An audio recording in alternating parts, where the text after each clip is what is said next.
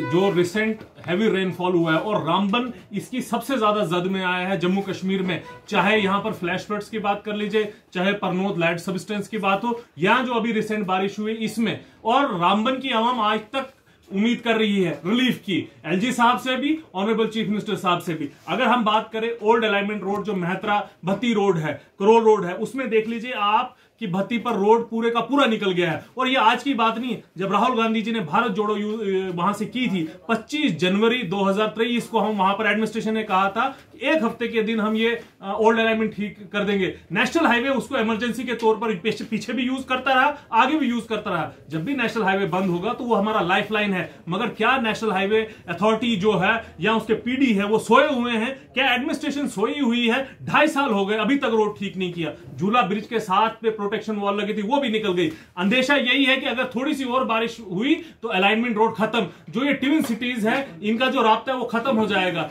हमारे कॉलेज के लड़के आज भी वहां पर जाएंगे, कॉलेज में जो लड़के पढ़ते हैं मेहतरा से जो जाएंगे वो कहां से जाएंगे?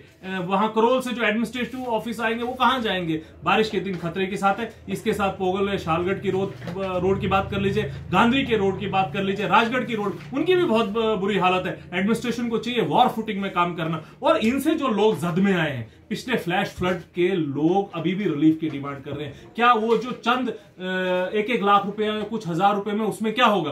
परनोद लैंड सबस्टेंस में बहुत तमाशा हुआ, बहुत मीडिया वाले आए, बहुत एडमिनिस्ट्रेशन में आए, वो लोग अभी भी डिमांड कर रहे हैं कि इंसाफ की डिमांड कर रहे हैं। और कल भी जो रिसेंट रेनफॉल हुई, हैवी रेनफॉल हुई, उसमें भी लोग अभी उम्मीद कर रहे हैं। मैं चाहता हूं और यही मांग करता हूं एलजी साहब से, उमर अब्दुल्ला साहब से भी, कि वॉर फुटिंग में ये जो है रिलीफ है, इसकी वॉर फुटिंग में रिलीफ पब्लिक को दिया जाए और ऐसा एक अलग से फंड बनाया जाए जो होता है प्राइम मिनिस्टर रिलीफ फंड में भी होता है, चीफ मिनिस्टर रिलीफ फंड में। सिर्फ रामन को ही नहीं मिलता है। जब सीएम का दौरा था तो हमने कहा था स्पेशल पैकेज दिया जाएगा, मगर कहां आपके सामने है। यहां पर तो हमारे सीएम साहब सिर्फ यहां पर आए और चुटकुला बोल के चले गए। इसके साथ साथ हमारे जो मिसिंग यहां पर हमारे जो एमपी साहब हैं, पीएमओ में बैठे हैं। रामबन से आपने इतने वोट, हजारों वोट लिए, आपसे लोग गुहार कर रहे हैं कि फ्लैश फ्लड के लोगों को इंसाफ क्यों नहीं मिला? परनोद के लैंड सबस्टेंस को रोड जो लैंड सबस्टेंस में इतने सैकड़ों घर, 100 से ज्यादा लोग बेघर है, उनको आज तक इंसाफ क्यों नहीं मिला?